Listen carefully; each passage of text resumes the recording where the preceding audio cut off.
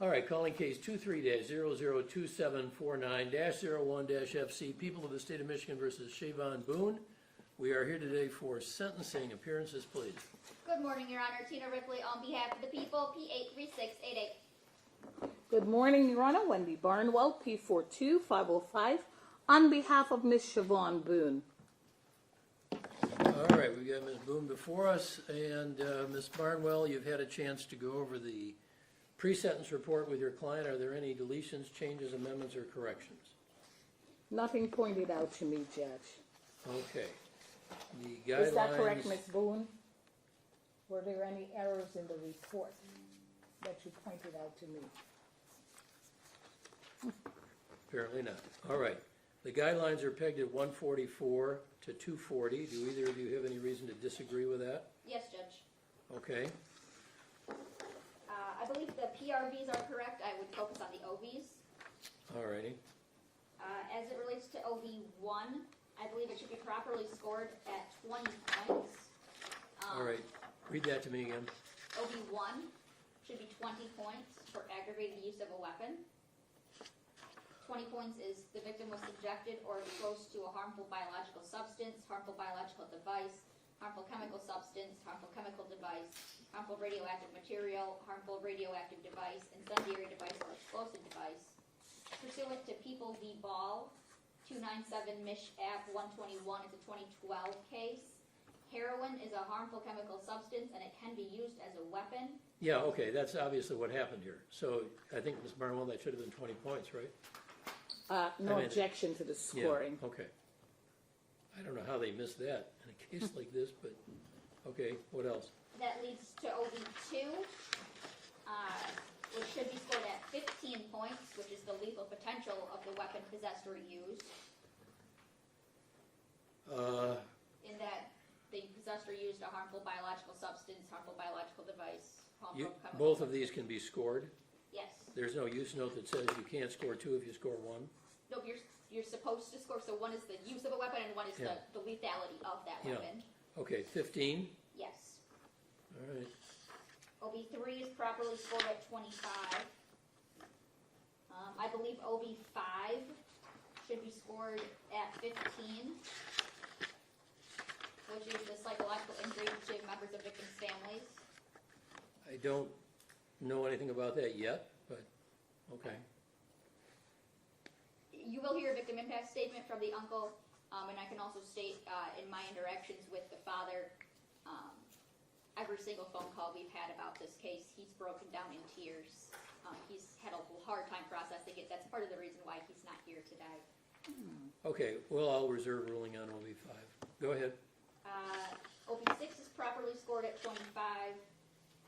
OV10, I believe, should be scored at 10, which is exploitation of a vulnerable victim, and that he exploited his youth. Yeah, I think that's pretty obvious. Boy. You think, but... Okay. And OV12 is properly scored at 1. So with the 15, so the way I have it scored with 15 points for 5 would be a total of 111, which is a level 3. Well, let's just see what it is without that. So if we add 45 points, that's without amending OV5. We add 45 points, right? Yes. 45. That's 96 OV points.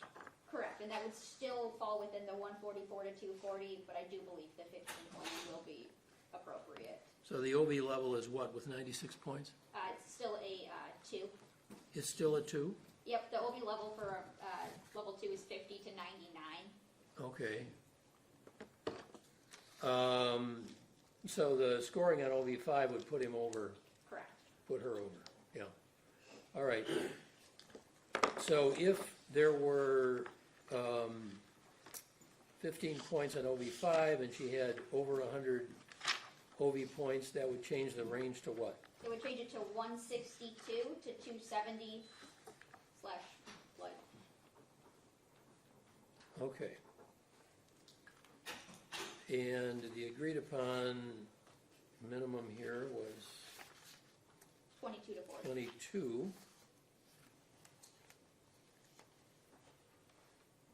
Which falls within, I believe, the properly scored Mhm. guidelines. And it would be 2 years above the number is scored, but of course you're reducing the charge significantly. Correct. All right.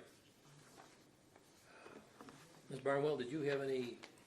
Your Honor, as to OV5, prosecutor is requesting 15 points. I'd ask that it be scored at 0.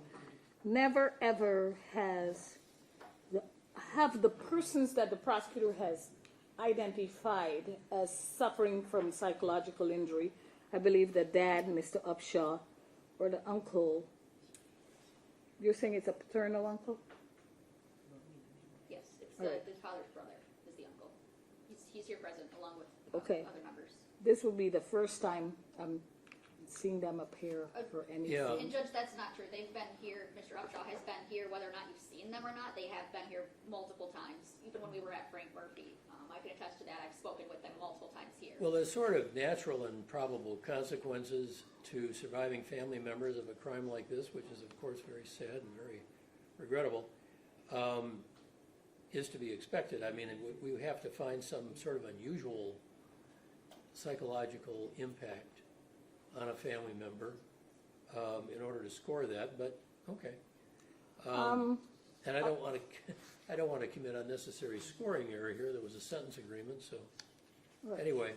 Judge, if I can add to it, that I believe this drug use, part of this type of drug use, was introduced to my client by Mr. Upshaw. She has severe drug use that lasted for many years.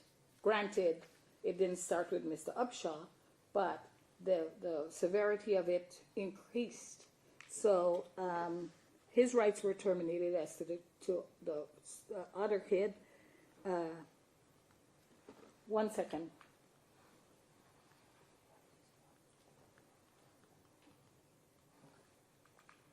Right, for the one surviving kid, Judge. So I'd respectfully ask that this not be scored. Thank you. Okay, I'm holding off on that anyway. All right, Ms. Ripley, if you've got somebody that wants to speak on behalf of the victim's side, let's hear it. All right, step up to the podium, sir.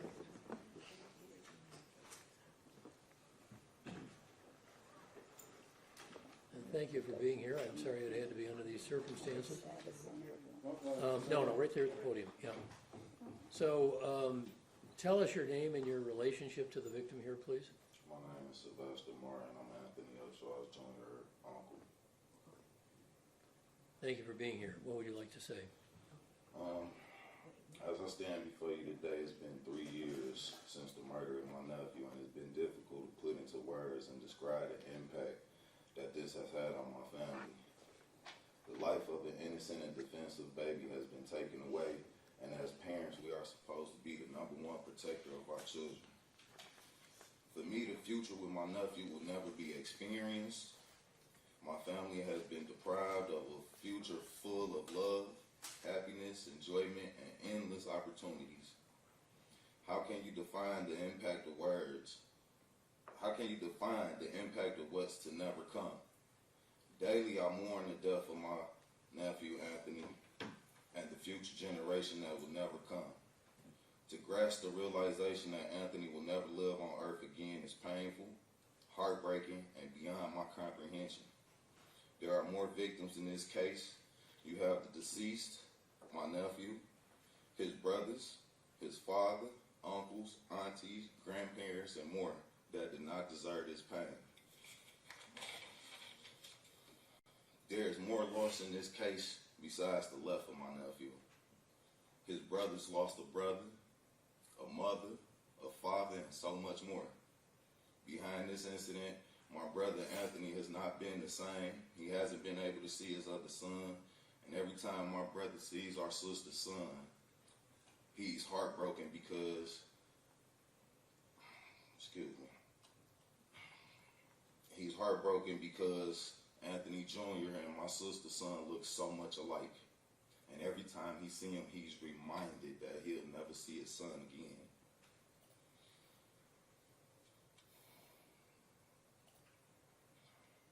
Prior to this, I couldn't tell you if my brother ever drank, took a sip, or anything. It's been many nights after this incident that my brother then came to my house drinking or drunk, in pain, in tears.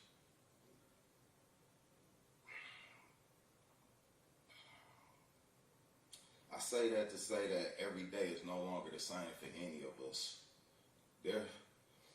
Therefore, the heinous, selfish, and irresponsible acts of Ms. Boone that led to the tragic death of Anthony must be sternly addressed by this court. Ms. Boone stated that she knew it was too much for her and that it would have killed her if she would have did it.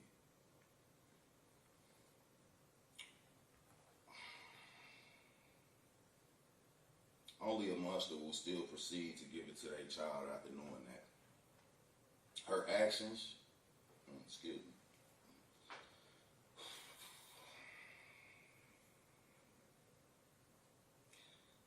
Furthermore, Ms. Boone showed no remorse after her actions. The death of my nephew was not enough. Ms. Boone decided to do more damage to our family by making the decision to donate my nephew's body to science so that my family could not be able to lay him to rest, so we could have nowhere to go to visit him when we're mourning and in need of remembrance. We have no pictures of Anthony, no nothing. He's just gone. No memories. He's gone. We left with no memory. We're only left with memories of his death and all the crazy things that we can think of what the scientists have done to his body. A purposeful sentence must be not just for punitive actions, but mostly to protect others. Therefore, I respectfully request that you sentence her to the maximum incarcerated allowed by law so that she will never ever be allowed to victimize anyone again. With your authority, it is up to you to do the right thing. Thank you very much for the time to address this court today. Thank you. Ms. Boone, is there anything you would like to say before I impose sentence? Do I get to make any statements on her behalf? Yeah, but let me see what she wants to do. Okay. She has to answer the question. Well, I guess she doesn't have to. I can't make her answer. If she doesn't want to say anything, you can speak for her. Your Honor, contrary to the statements of the uncle who has no picture of the child, there would have been an opportunity to have pictures prior to that. Okay, so people take a lot of baby pictures all the time.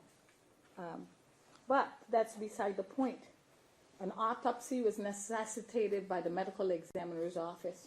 My client had no say-so in any contribution to science because I believe that CPS was involved and there were termination of parental rights that were pending that eventually went through. Okay, so, Your Honor, I'd respectfully ask that you follow the plea and sentence agreement. My client never in her life had any felony or any misdemeanor. I was hopeful that I would get a lesser sentence because sentence agreement from the prosecuting attorney. They gave me this one, and this was the lowest that we went. It was reduced from, I think it was initially higher, right, Madam Prosecutor? Shakes her head affirmatively. Well, initially she was charged with murder one, wasn't she? Yes, but I'm Yeah. just talking about during plea negotiation, Yeah. how they went down. I was trying Oh, to you get did it lower. You did the best you could. Yeah. You know, my client is the one who called 911 and called the police. My client suffered from the time this happened. She suffered immeasurably, could not sleep, became psychotic, could not forgive herself, and called the police. Since this child died to the time that she called the police, there were no criminal charges pending against her. Judge, My client is the one who came clean and said, I have done this. I'm a horrible person. Here I am. So, my client, you see in the pre-sentence report, you see that she has psychological diagnoses, right? You see that she's on psychotropic medication, Judge. You see this is a person who had an extensive drug history, and that is what led up to this, her drug history. Sleepless nights led to the worst decision a parent can make. So she conceded that she made that mistake. She came clean about it. She called the police. She's sitting here. I'd like to, this court would look into her background. During the pendency of this case, we had lots of psychological evaluations. She was deemed incompetent. Then they had to nurse her back to competency at the forensic center. That is why, and to maintain the competency once she became competent. So she needs that maintenance of competency. You see a bunch of physiological illnesses, including diabetes and kidney disease, which is severe. So I'd ask that all those things be marked for the MDOC to look at all of those things. Thank you. Okay, one last time, Ms. Boone, is there anything you'd like to say? I didn't do anything on purpose. I love my son with all my heart. Okay. Well, this is sadly unique here. Just when I thought I'd seen everything, along comes this case. And it, in many ways, reminds me, of the old slogan that it takes a village to raise a child. In this case, it took a village to cause the demise of the child, I guess. Ms. Boone is not alone in the culpability here.